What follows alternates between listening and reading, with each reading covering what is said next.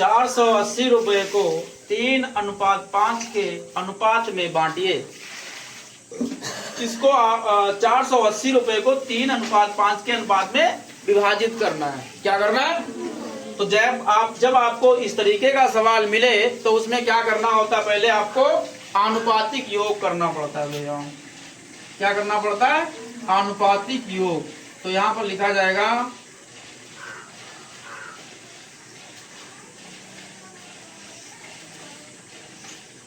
आनुपातिक योग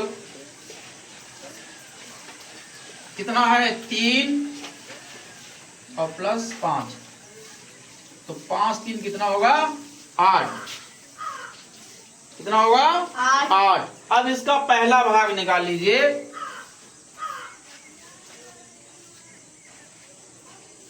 पहला भाग, तो पहला भाग निकालने के लिए लिखा जाता है 3, जो यहाँ अनुपात पहले दिया हो उसको लिख लीजिए 3 और बटे आनुपातिक योग जो आता है उसको लिखा जाता, और गुणे जो यहाँ पर आपका संपूर्ण धन, जो पूरा धन होता है, जो पूरा धन होता है, तो कितना है? 480। अब इस वाले से इस वाले को क्या करना है? भाग करना है ना। इस वाले से इस वाले को भाग करना है। काट दीजिए। 8 एक कम 8 छंग क्या बचेगा? 0 बचा। 0 लिख लीजिएगा। अब इसकी और इसकी क्या करनी है? गुणा करनी है। तो गुणा कर दीजिए।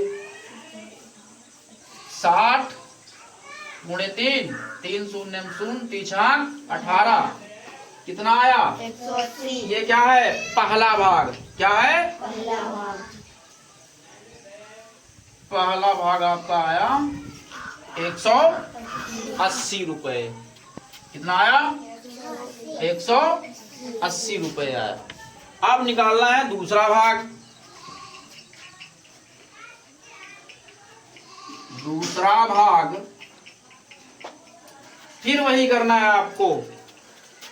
अब इसमें क्या करना था? क्या लिखा था आपने? पहले जो अनुपात था उसको लिखा था। अब दूसरा अनुपात कौन सा है? 5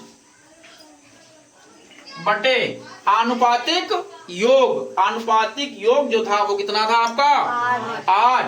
तो यहां पर लिख लीजिएगा 8 गुणे फिर वही जो संपूर्ण धन था आपका, जो संपूर्ण धन मतलब पूरा धन कितना था? 480। फिर काट दीजिए इसको। 8 एक कम 8 छंग 48। अब कितना आया? 60 और गुणे क्या है? 60 गुणे 5 अनमोल कितना है? 60 गुणे 5, 5 शून्य 5 छक्का कितना हो गया? 300। तो ये कौन सा भाग है भाई? ये दूसरा भाग है। पहला भाग कितना आया था? 180 और दूसरा भाग कितना आया? 300 रुपए। अब जोड़ दीजिए इसको, तो 180 और 300 कितना हो जाएगा? 480 हो जाएगा। हो जाएगा ना। अब इसको अगर काटना चाहें तो काट भी सकते हैं, बड़ी लंबी प्रक्रिया है। ठीक, समझ आया भैया? इतना समझ आ गया? अगर जांच करना चाहें तो जांच हो जाएगी। लिखकर दोनों को 180 को 180 अनुपात 300 लिखेंगे तो लास्ट में फिर कट कर यही आ जाएगा। ठीक है।